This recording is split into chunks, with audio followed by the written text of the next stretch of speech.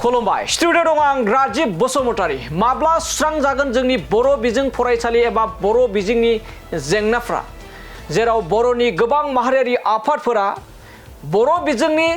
फरायसालिफोरखौ लानानै बर' बिजोंनि फोरोंगिरिफोरनि आंखालखौ लानानै गोबां सोमावसारदों गोबां सरकारनो गोसोखां बिलाइ गथायबोदों नाथाय दासिमबो जोंनि बर' बिजोंनि फरायसालि बर' बिजोंनि फोरोंगिरिनि जेंना दासिमबो जोबनानै थाङाखै जा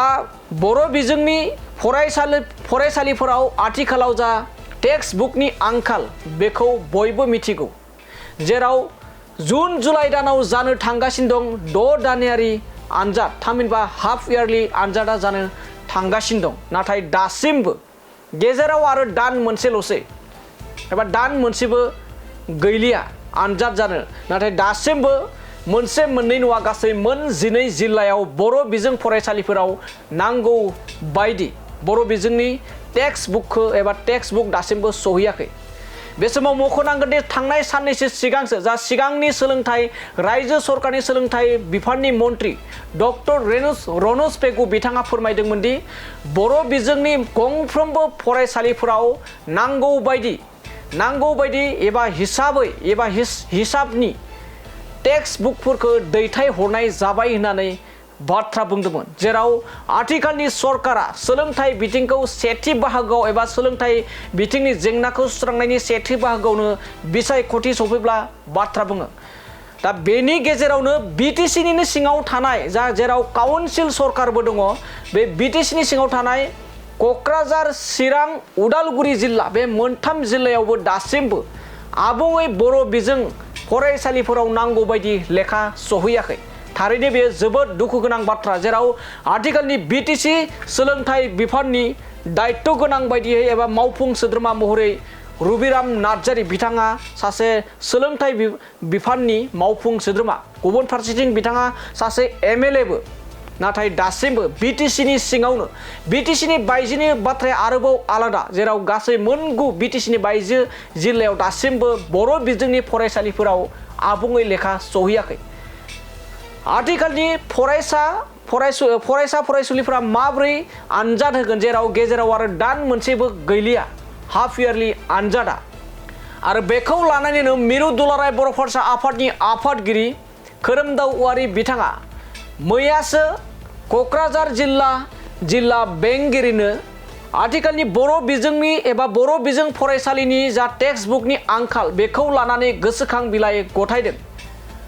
रायजोनि गिबि मन्त्रि डक्टर हिमन्त बिश्व शर्मा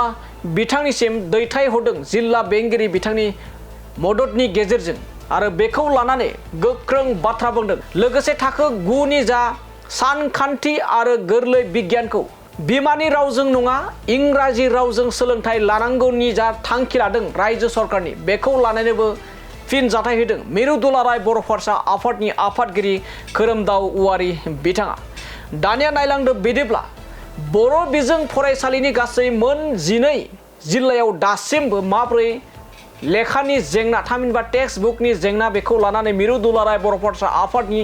आफादगिरि खोरोमदाव औवारि बिथाङा माबायदि अजद दैखांदों आरो माबायदि आथिखालनि रायजो सरकार बिटिसि सरकारसिम माबोरै खावलायदों बे खावलायनायखौ नोंथांमोननि गेजेराव लाना फैदिनि আজি আমি নিখিল বড়ো ছাত্র সন্থাৰ পৰা এটা ডেলিগেশ্যনে মাননীয় আমাৰ কোকৰাঝাৰৰ ডিষ্ট্ৰিক্ট কমিশনাৰ মহোদয়ৰ থ্ৰু আমি আমাৰ অসমৰ মাননীয় মুখ্যমন্ত্ৰী ডক্টৰ হিমন্ত বিশ্ব শৰ্মা ছাৰলৈ এটা মেমৰেণ্ডাম আমি প্ৰেৰণ কৰিছোঁ আৰু আমাৰ মূল ইছ্যুটো হ'ল যে যোৱা আমি 8 তাৰিখত আপোনালোকৰ দ্বাৰা আমি গোটেই অসমত যি বড়ো মাধ্যমৰ স্কুলত যেহেতু টেক্সট বুকৰ মানে